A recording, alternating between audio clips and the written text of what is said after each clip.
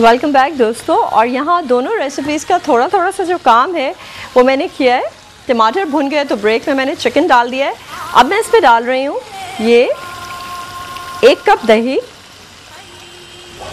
और इसके बाद जो है थोड़ी सी देर के लिए हम आंच को ढाकेंगे और उसको ढाकेंगे, कढ़ाई को मिक्स करके इसे, और फिर इसके बाद हम इसकी करेंगे भुनाई बहुत अच्छी सी, ठीक है, ऐसे, ताकि थोड़ा सा दही के पानी में ये पके, क्योंकि इसमें पानी हमने नहीं डालना।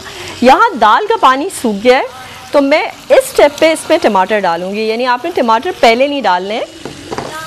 और उसके बाद मैं इसमें डालने जा रही हूँ ये हरी मिर्चें, जो कि ज़्यादा कटी हुई हैं, मेरे पास 6-7 मैंने आपको पहले बताया था, मैंने काट के रखी हुई हैं। एंड देन हरा धनिया, ठीक है। और एक बहुत इम्पॉर्टेंट बात है कि जब आप ये दाल तैयार करेंगे तो याद रखिएगा कि आपने दाल को भिगोना ज़रूर है, पहले से भीगी हुई दाल का होना ज़रूरी है। तो ये हमने डाल दिया इसमें टमाटर, और ये हमने डाल दी इसमें हरी मिर्चें और हरा धनिया। अब मैं इस पर क्या कर रही हूँ, मेरे पास है मक्खन मौजूद, ये मक्खन जो है मैं इस पर डालने लगी हूँ इस स्टेप पे। और साथ में मैं इसमें डालूँगी पिसा हुआ गरम मसाला, थोड़ा सा, अबाउट यूँ समझ लीजिए आधा चाय का चम्मच मैं इसमें डाल के, और इसको मैं करूँगी दम पे रखूँगी ऐसे, बिल्कुल धीमी आंच पे, ठीक है। तो ये दाल की तमाम तर प्रोसेसिंग जो है वो इस तरह से हो जाएगी। और अब जो है चिकन कढ़ाई जो है, जैसे ही दही का पानी सूखेगा हम इसे भूनेंगे, और फिर हम इसमें सूखी मेथी, हरा धनिया और हरी मिर्चें, गरम मसाला डाल के, और फिर जो है इसे उतारेंगे। यहाँ पर मैं आपको बताती चलूँ कि हमें ज्वाइन कर चुकी हैं मोहतरमा नौरीन उस्मान साहिबा, और आज भी उनसे हम बहुत बहुत अच्छी बातें जो हैं वो सीखने वाले हैं। आइए उन्हें खुशामदीद कहते हैं। अस्सलाम वालेकुम वरहमतुल्लाह नौरीन। वालेकुम अस्सलाम वरहमतुल्लाह। कैसी हैं आप? ठीक हैं? हाँ, तबीयत बेहतर है आज? बहुत बेहतर है। चलिए, बहुत खुशी है।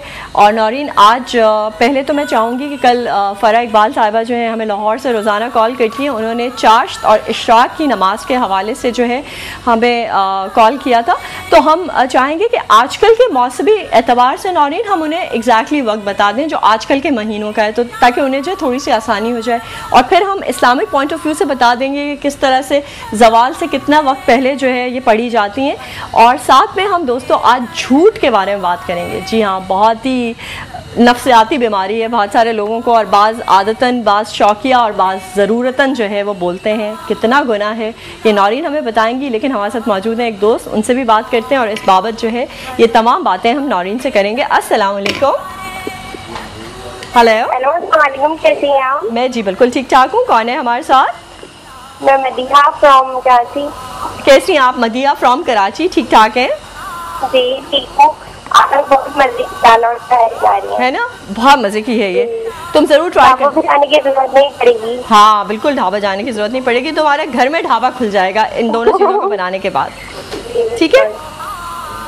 और कुछ कहना चाहोगी? चलो, थैंक यू सो मच मदिया, आपकी कॉल का बहुत बहुत शुक्रिया। जी नौरीन, हम सबसे पहले तो इशराक की नमाज का जो वक्त है वो हम बताना चाहेंगे अपनी दोस्तों को कि क्या वक्त है, और फ़रा इकबाल साहिबा को ख़ुसूसन। हाँ, चाश्त का, इशराक का जो वक्त है, पहले तो मैं इसके बारे में एक हदीस कोट करूँगी। जी बिल्कुल। कि आप सल्लल्लाहु अलैहि वसल्लम ने इरशाद फरमाया कि जो शख्स फजर की नमाज बाजमात अदा करे और उसके बाद कुछ देर वहाँ बैठा रहे, ठीक है, और तस्बीह व तक़दीस करता रहे, और फिर इशराक की जो है नमाज 2 रकात नमाज अदा करे, तो अल्लाह ताला उसको मकबूल हज उम्रे का सवाब देते हैं। माशाअल्लाह, बहुत बड़ी फजीलत है इसकी भी, ठीक है। और इसके अलावा जो है, यानी इसका मतलब ये हुआ कि जब सूरज तुलू हो जाए फजर की नमाज अदा करने के बाद, जैसे ही आपको रोशनी फैले उस वक्त आप ये नमाज अदा करें 2 रकात नफिल, और फिर उसके बाद जी हाँ, जो तस्बीह व तक़दीस करनी है वो इतनी देर करनी है कि फजर की नमाज अदा करने के बाद आप सूरज के तुलू होने का इंतज़ार करें, ठीक है। उसके बाद जब वो मकरूह वक्त गुजर जाए उसके बाद आप जो है वो नमाज इशराक अदा करें। और उस एक दायमी नक्शा मिलता है जो हर घर में होना जो है वो बहुत ज़रूरी है, और हमें जो है अपने इल्म में रखना चाहिए कि इन दिनों जो है वो कौन सा वक्त है जो नमाज का आखिरी वक्त है, और कौन सा जो है वो मकरूह वक्त है। बिल्कुल सही है, बिल्कुल सही है। और चाश्त की नमाज के बारे में उन्होंने पूछा था, तो चाश्त की नमाज के बारे में जो है एक और हदीस मुझे बहुत प्यारी जो है वो मुताला के दौरान जो है मुझे नज़र आई कि आप अलैहिस्सलातु वस्सलाम ने इरशाद फरमाया कि चाश्त की नमाज है वो रिस्क को खींच लेती है। बिल्कुल सही है। और आफात और मसाइब को दूर करती है। बिल्कुल सही है। तो और देखिएगा कि जो शख्स चाश्त की नमाज को जो है वो अपने अमल में रखेगा उसको बहुत सारी बरकत हासिल होंगी। सही बात है। और बहुत प्यारी एक फजीलत भी है इसके बारे में कि आप सल्लल्लाहु अलैहि वसल्लम ने इरशाद फरमाया कि रोज़े महशर में क़यामत के दिन ऐलान किया जाएगा कि बाबु ज़ुहा जो है एक दरवाज़ा है जन्नत का, ऐलान किया जाएगा कि चाश्त की नमाज पर जो है मदावमत और हमेशगी करने वाले लोग कहाँ हैं। फिर उसके बाद वो लोग खड़े हो जाएंगे, उनसे कहा जाएगा आओ जन्नत में दाखिल हो जाओ, तुम पर रहमत हो। माशाल्लाह माशाल्लाह। नौरीन, यहाँ हम सिलसिला ज़रा सा मौकूफ़ करेंगे। हमारे साथ एक दोस्त मौजूद हैं, उनसे बात करते हैं। अस्सलाम वालेकुम। अस्सलाम। जी वालेकुम अस्सलाम। क्या हाल है? जी मैं बिल्कुल ठीक ठाक हूँ। कौन है हमारे साथ? मैं मासूमा अब्बास बात कर रही हूँ। जी मासूमा, ठीक है, आप खैरियत से? थैंक यू सो मच कि आप पर्पल ड्रेस में आई थी। अच्छा, ओहो, अच्छा, ये आप वो वाली मासूमा हैं जिन्हें मुझे हाँ, पर्पल ड्रेस में देखना था। कल मैंने बहुत कोशिश की बट वो कॉल नहीं लग सकती। तो मैं जायका वालों से एक रिक्वेस्ट करूंगी कि आप नंबर बार बार डिस्प्ले किया कीजिए। चलेंगे, बहुत से लोग देख रहे होते हैं, नंबर आ नहीं रहा होता है। सही है, बिल्कुल ठीक है, ये हम कह देते हैं। हाँ, और मैं आपसे ये कह रही थी कि रमजानों में आप ज्यादा से ज्यादा स्वीट डिश बनाना सिखाइए ना। ज्यादा स्वीट डिश बनाना सिखाऊं? अच्छा ठीक है। काफी लोग रमजान में स्वीट डिश खाना पसंद करते हैं ना। अच्छा, तुम मेरा ख्याल है उनमें से हो। You got the sweet tooth. मैं तो नहीं हूँ बट मेरे फैमिली मेंबर्स बहुत हैं। अच्छा अच्छा, इस वजह से ये मसला है यार। बिल्कुल, डिजर्ट्स बहुत सारी बनाएंगे। एक्चुअली होता क्या है कि रमज़ान में मेरी कोशिश ये है कि मैं बहुत इजी टू कुक और बहुत क्विक रेसिपीज सिखाऊं। तो तुमने अपने टीवी का वॉल्यूम खोल लिया ताकि तुम्हें अपनी सुंदर सुंदर प्यारी प्यारी आवाज़ सुनाई दे। तो जब यहाँ बात करनी होती है तो ज़रा पहले हमारी सुन लिया करो, फिर अपनी जो है रिपीट में सुना करो। तो इंशाल्लाह हम डिज़र्ट्स बहुत सारी बनाएंगे, बिल्कुल, डोंट वरी अबाउट इट। अच्छा जी, बिल्कुल, यहाँ पर हम नौरीन की जानिब दोबारा जाएंगे, लेकिन ये दाल जो है ये तैयार हो चुकी है, बिल्कुल रेडी है। मैं आपको इसकी शक्ल दिखा दूँ ताकि आपको भी पता चल जाए कि ये कितनी ब्यूटीफुल लग रही है और खाने में भी बहुत उम्दा है।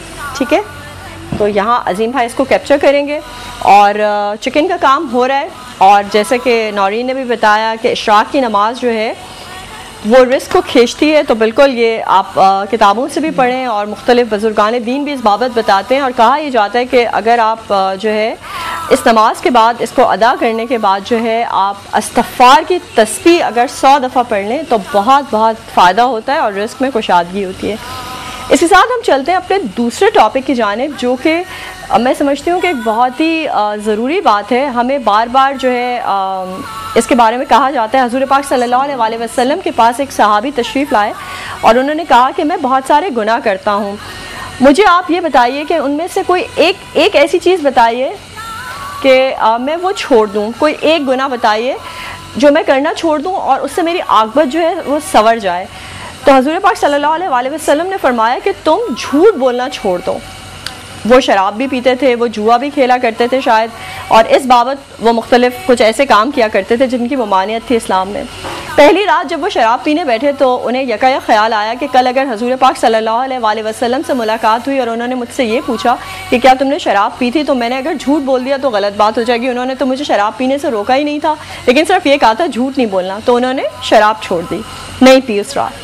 अगली रात बैठे तो शायद जुआ खेलने लगे, तो यकायक ये ख्याल आया कि हुज़ूर पाक सल्लल्लाहु अलैहि वसल्लम ने अगर ये सवाल कर लिया कि जुआ तो नहीं खेला तो मुझे झूठ बोलना पड़ेगा, मैं तो खेल रहा हूँ, तो जुआ छोड़ दिया। 2-3 रोज़ के बाद जो है हुज़ूर पाक सल्लल्लाहु अलैहि वसल्लम की बारगाह अक़दस में हाज़िर हुए और मालूम ये चला कि सिर्फ झूठ ना बोलने की वजह से, यानी झूठ छोड़ने की वजह से एक एक करते करते उनके तमाम जो वो गुनाह किया करते थे वो ख़त्म हो गए।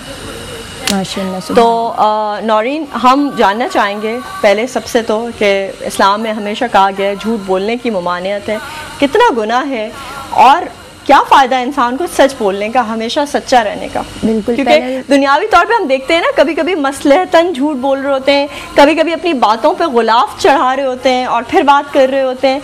तो आप ये बताइए कि सच के फ़ायदे क्या हैं और झूठ के गुनाह क्या हैं?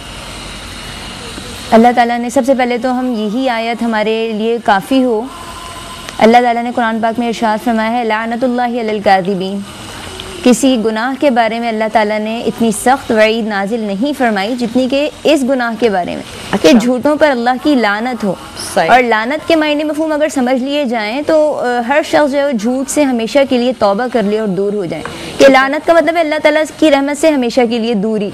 अब कितनी सख्त वईद है इसके लिए।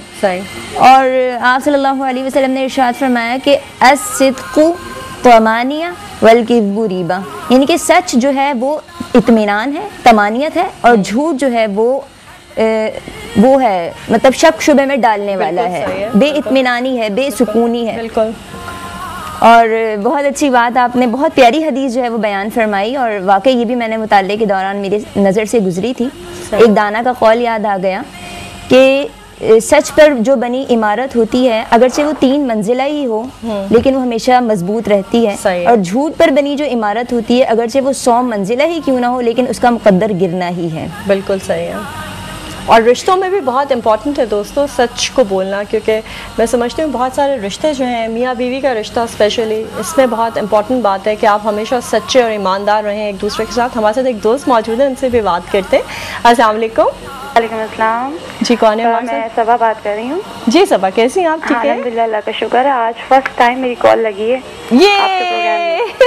ये मुबारक हो। और यकीन करें मैं जितनी खुश हो रही हूँ, और मैं अपना शुक्रिया अदा करूँगी उन साथी का कि जिन्होंने जायका वालों को बोला कि कॉल अपनी मतलब दें, और मैंने आज नंबर लिखा। और फिर मैंने आपको कॉल। अच्छा ओके, तो फिर आसिफ भाई ये तो नोट करना चाहिए पॉइंट, बार बार नंबर फ्लैश होना चाहिए हमारा। जी बिल्कुल, इसलिए कि हम लोग कब से, मेरी फर्स्ट टाइम लगी है, हमेशा मैं आपको समझे, मैं बहुत बड़ी फैन हूँ आपकी, मैं हमेशा आपको देखती रहती हूँ, लेकिन ये होता है कॉल कभी भी नहीं मिलती। अरे थैंक यू सो मच सबा। चलिए कुछ कहना चाहेंगी आप? बिल्कुल, ये कहना चाहूंगी कि थोड़ी सी जो आपने जो भी कढ़ाई बना रही है मेरी असल में निकल गई थी, थोड़ी इसको ना रिपीट कर दीजिएगा। बिल्कुल मैं बता देती हूँ। वैसे माशाल्लाह आपके बहुत खाने हैं, बहुत ऐसी भी मैंने केक बहुत ट्राई की। अच्छा, बहुत माशाल्लाह आपके अच्छे होते हैं।